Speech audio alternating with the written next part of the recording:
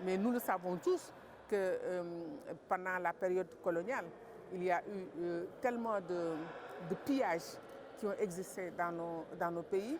Il y a eu des trocs. Tout cela s'est passé au détriment de nos propres cultures, de nos propres communautés. Le représentant de Osiwa parlait des communautés. Parce qu'effectivement, il faut retourner aux communautés, mais évidemment, il y a une étape intermédiaire, parce que c'est bien, si nous le récupérons, il faut qu'on puisse aussi pouvoir nous en occuper et les entretenir. C'est ça l'intérêt d'un musée comme le Musée des civilisations que nous avons à Dakar, et nous espérons qu'il y aura différentes structures dans nos différents pays qui nous permettront d'accueillir ces biens qui sont les nôtres. Et comme disait Amadou Mahtarmbo, c'est aussi nous réapproprier notre propre histoire. Donc c'est innombrable, c'est énorme. Il y a parfois des biens, ce n'est pas seulement ce que les archéologues ont trouvé, mais tous les jours nous en découvrons de nouveaux qui sont dans des collections privées. Ce n'est pas simplement les musées européens, ce n'est pas simplement les États, mais c'est aussi les collectionneurs privés qui sont aussi détenteurs aujourd'hui de nos propres patrimoines et de nos biens. Donc c'est tout ce travail-là, c'est pourquoi ça va être un travail titanesque, mais nous croyons qu'à chaque étape, l'essentiel, c'est de poser une pierre supplémentaire et c'est ce qu'on est en train de faire. La CEDEAO, c'est le cadre unitaire des pays de l'Afrique de l'Ouest qui sont dans ce groupe. Donc, il y a le Bénin, mais il y a d'autres pays aussi, comme le Niger, comme le Sénégal, qui ont réussi à faire rapatrier un certain nombre de biens culturels. Donc, il s'agit effectivement d'un atelier de méthodologie pour qu'on puisse apprendre les uns et les autres. Certains sont plus avancés, d'autres le sont moins. Donc nous allons voir maintenant comment tirer les expériences, des différentes expériences, les démarches positives, et pour que les autres puissent les reprendre. C'est vrai que le Bénin a été choisi comme champion, Patrice Talon est notre champion sur ces questions, parce que c'est le pays qui a été le plus en avant sur cette démarche. Et nous pensons qu'au sortir de cette réunion, nous aurons plus de 6 pays, nous avons 15 pays, 6 sont sur la bonne voie, mais il faut arriver les 15 pays à pouvoir atteindre le maximum de résultats. Le département que nous avons travaille dans le cadre d'une stratégie qui a été définie, acceptée par les chefs d'État. Et aujourd'hui, nous avons pris le point de réunir ensemble pour savoir ce que chacun avait fait. Au sortir de cette réunion, il y aura encore des recommandations que nous allons suivre. Parce que la CEDEAO ne fait pas de top-down.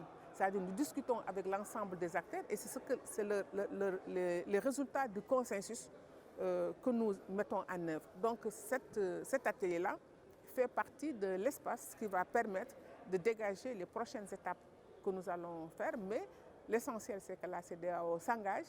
La CEDEAO est dans ce projet-là parce que c'est une mission qui a été confiée par les chefs d'État. C'est-à-dire, Osiwa a parlé des communautés.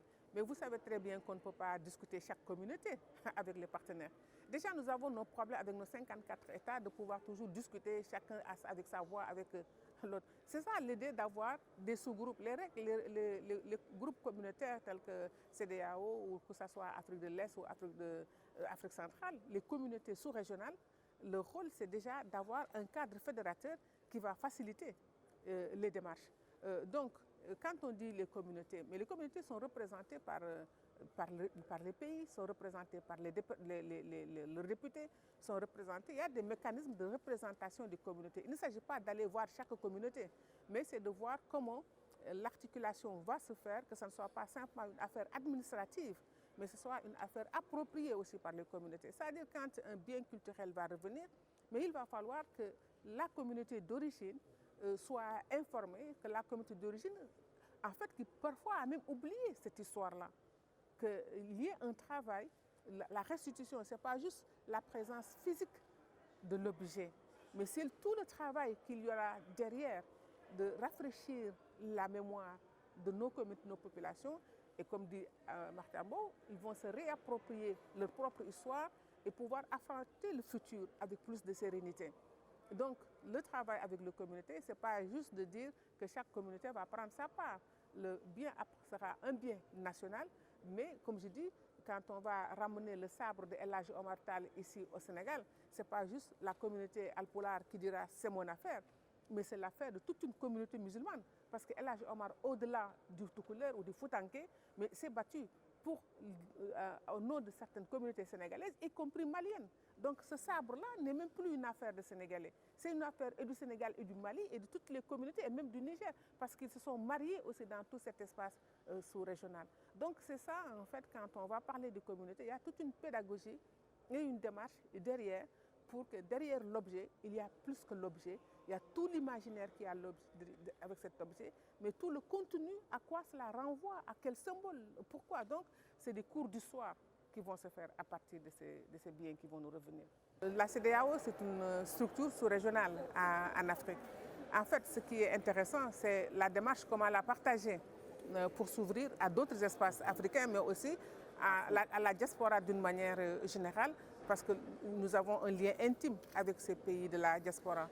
Donc, vous avez parlé de Toussaint Louverture, effectivement, il a été au début de ces révolutions pour la liberté, pour les peuples noirs. Donc, déjà, vous y avez donné une idée excellente. La CEDEAO travaille pour la sous-région, mais s'ouvre aussi à la culture noire africaine d'une manière générale. Et Haïti fait partie de notre patrimoine, et ça, nous l'acceptons du point de vue du principe. Mais déjà, on va partager les démarches, parce que c'est de cela qu'il s'agit aujourd'hui. C'est le sens de cet atelier. Certains pays ont réussi le processus. Ils vont partager avec d'autres pour savoir à l'avenir quelles sont les prochaines étapes que nous allons faire. Parce que c'est un processus qui est lancé, qui est difficile, qui prendra du temps. Mais je pense qu'on est sur la bonne voie.